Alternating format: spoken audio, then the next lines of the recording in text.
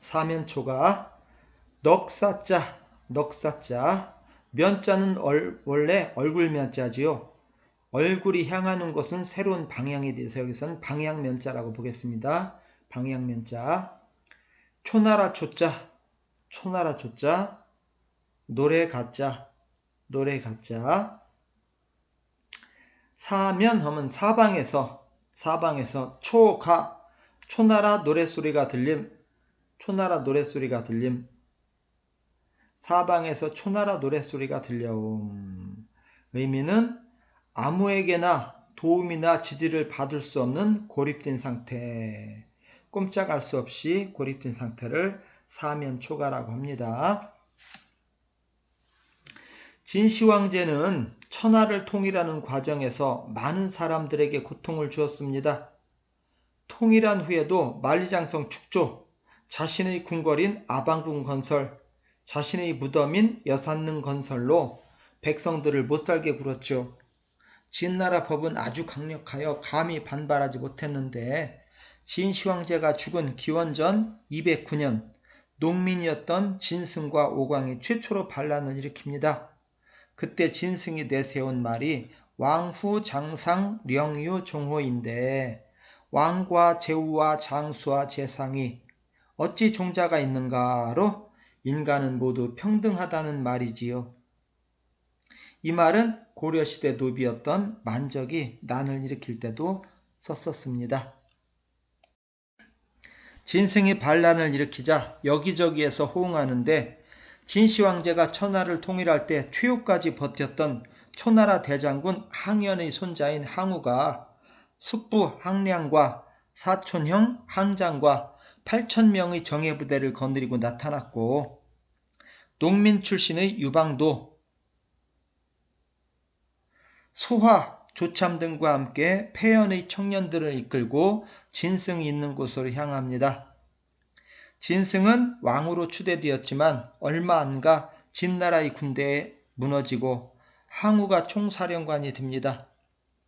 항우는 책사 범증의 의견을 받아들여 양치기였던 초나라 왕족을 회왕으로 세우는데 회왕은 항우와 유방 중 진나라 수도 함양에 먼저 들어가는 사람을 그곳 즉 관중의 왕으로 봉하기로 합니다.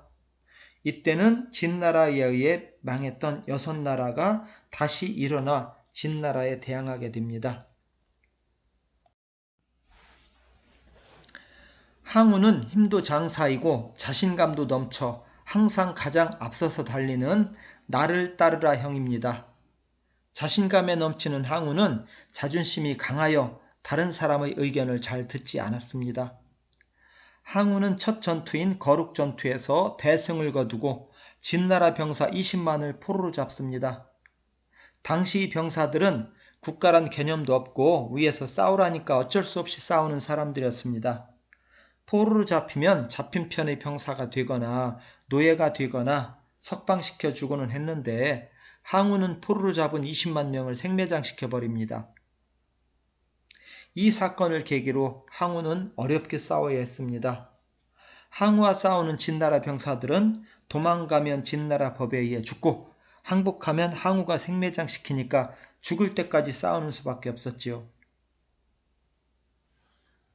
유방은 싸움을 잘 못하여 자신은 뒤에 있고 병사들에게 공격하도록 독려하는 공격하라 형이었습니다.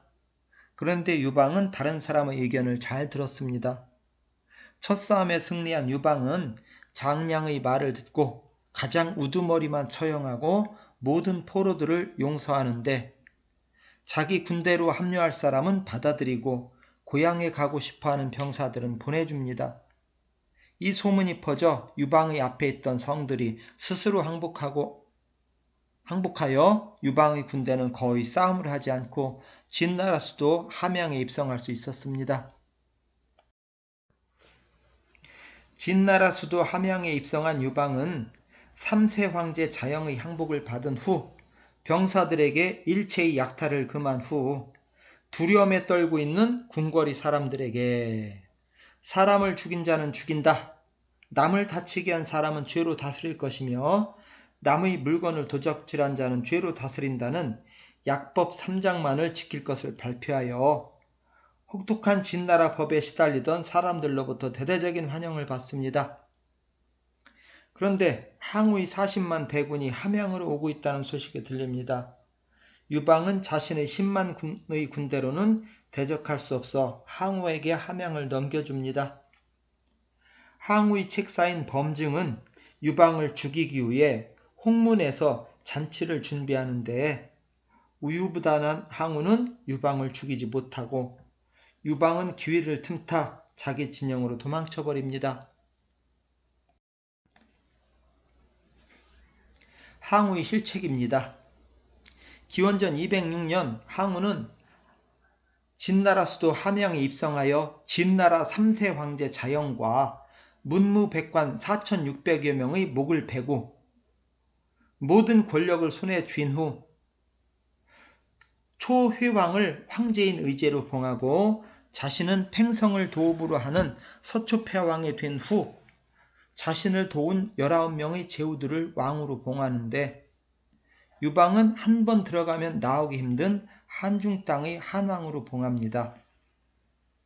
그 후 항우는 초나라 의제를 죽이고 진나라 왕궁과 함양성을 약탈한 후 불을 지르며 진시황릉을 도구로 한 후 불을 질러 스스로 자기 무덤을 팝니다. 천하의 모든 사람을 자신의 적으로 만든 거지요.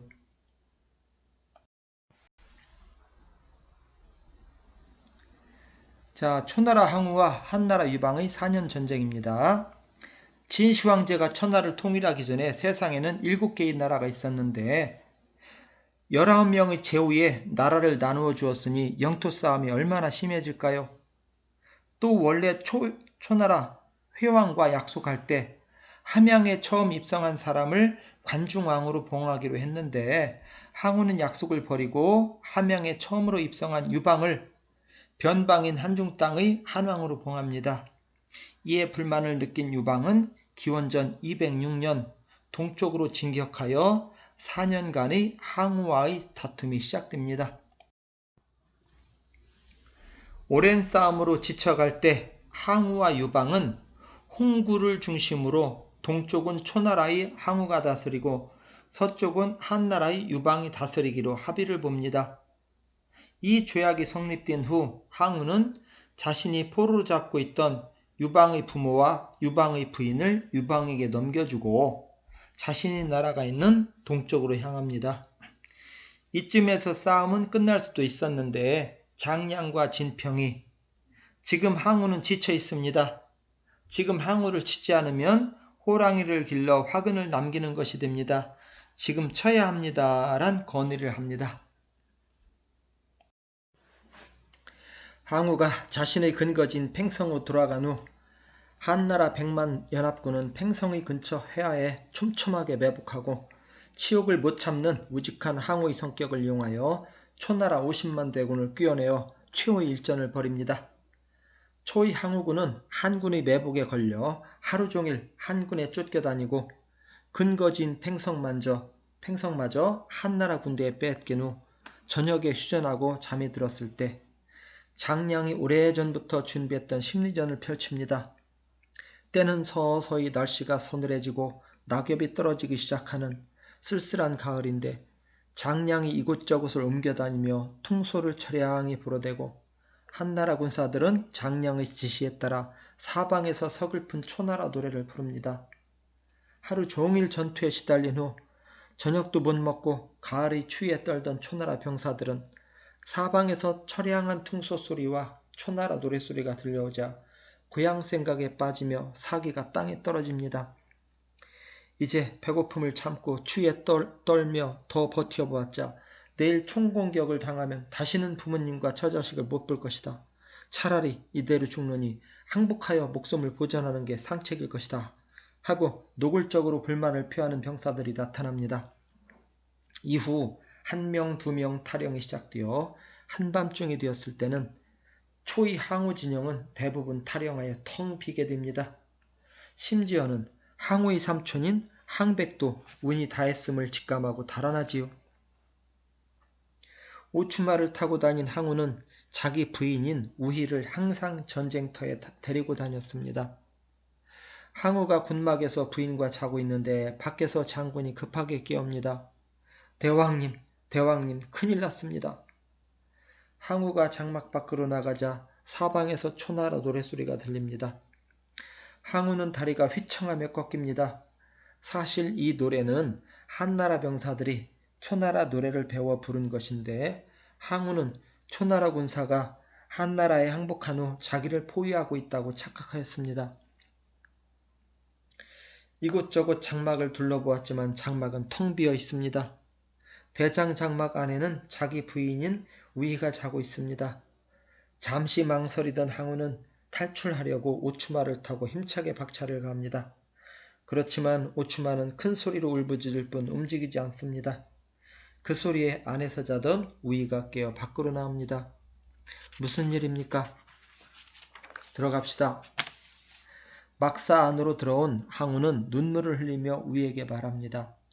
지금 한나라 병사들이 우리를 포위하고 있고 우리 병사들이 모두 항복했소. 내 그대를 만난 후 천군 만마 속에서도 한 번도 떨어진 적이 없는데 이제 그대와 이별하게 생겼으니 이 무슨 운명이란 말이오. 저를 혼자 두고 떠나신다니 이 어찌 무정하신 말씀이십니까? 하고 우희는 통곡을 합니다. 항우는 연거푸 술잔을 기울이며 노래를 한 곡 부릅니다. 힘은 산을 뽑을 만했고 기운은 세상을 덮었는데 때가 불리해지니 오추마가 움직이지 않네. 오추마가 움직이지 않으니 어쩌면 좋단 말이오.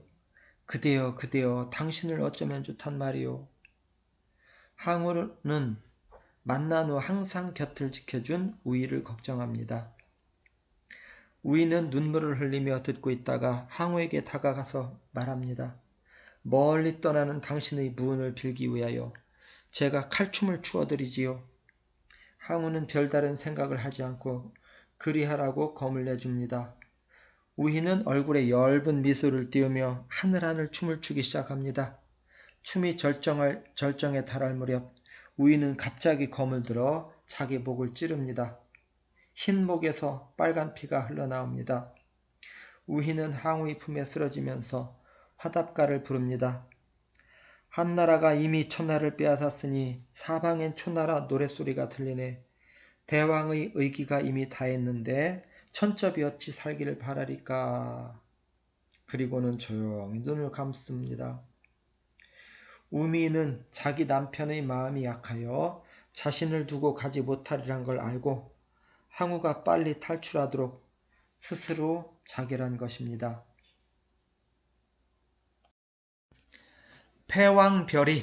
패왕별이 으뜸패자 임금왕자 패왕은 초패왕 항우를 뜻합니다. 이별할 별자 계집 희자는 항우의 부인인 우희를 뜻합니다.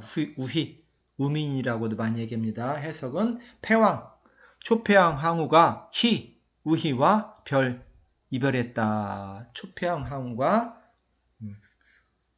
우희와 죽음으로 이별한 것을 패왕별이라고 합니다. 초패왕 항우와 그의 부인인 우민 간의 죽음의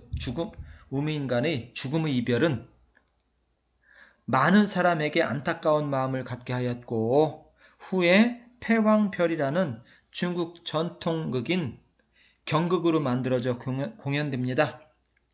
1993년에는 영화로 만들어지는데 이 영화에서 우민 역할을 했던 장국영이란 배우가 영화의 내용에 너무 빠져 영화에서처럼 자결하여 스스로 죽어 주변 사람들을 안타깝게 하였지요.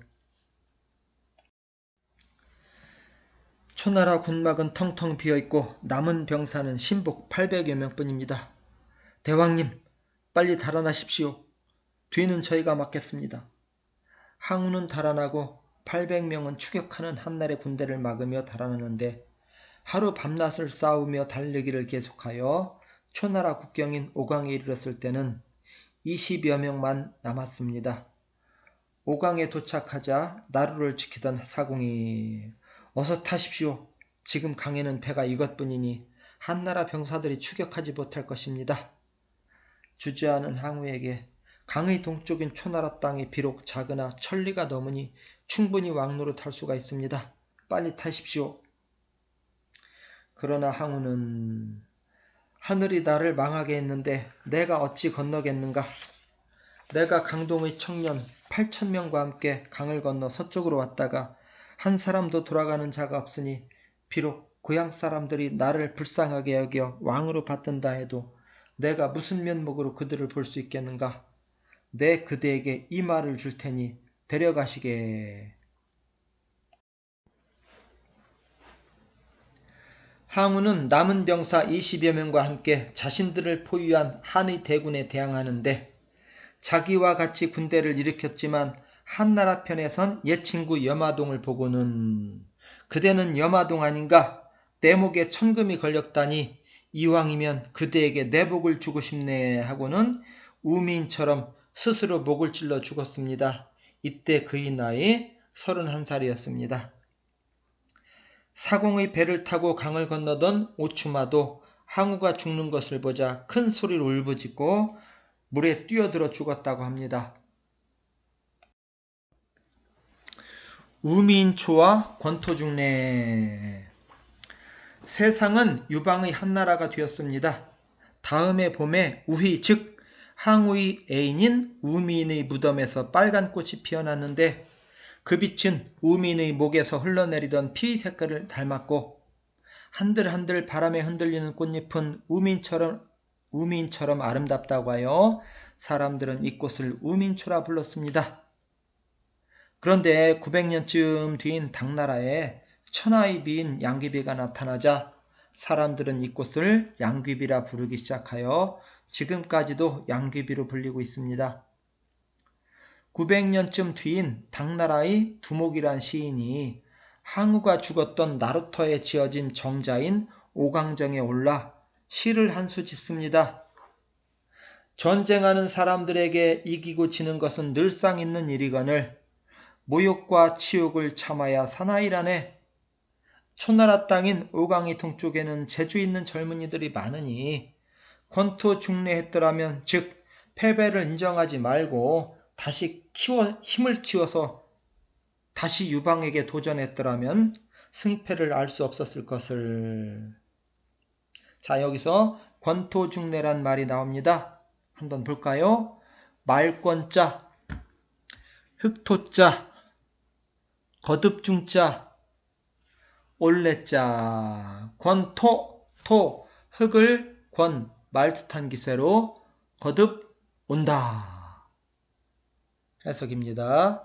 한번 패배했던 사람이 초야로 숨어들어서 다시 힘을 키워서 말 타고 다시 도전해오는데 그게 권토, 흙을 말듯한 기세란 얘기입니다. 즉 흙먼지를 막 일으키면서 중래 다시 도전해온다는 얘기입니다. 의미는 한 번 실패했던 사람이 힘을 회복하여 다시 그 일을 시작하는 것을 권토중래라고 합니다.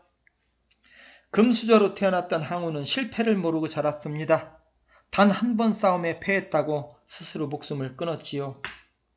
유방을 도왔던 한씨는 남의 가랭이 밑을 기는 치욕을 이겨냈고 와싱상담에 나왔던 월나라 구천은 3년간 오나라 왕의 노비로 살며 오나라 왕의 똥까지 핥는 수모를 견디고 20년 후에 패왕의 자리에 오릅니다.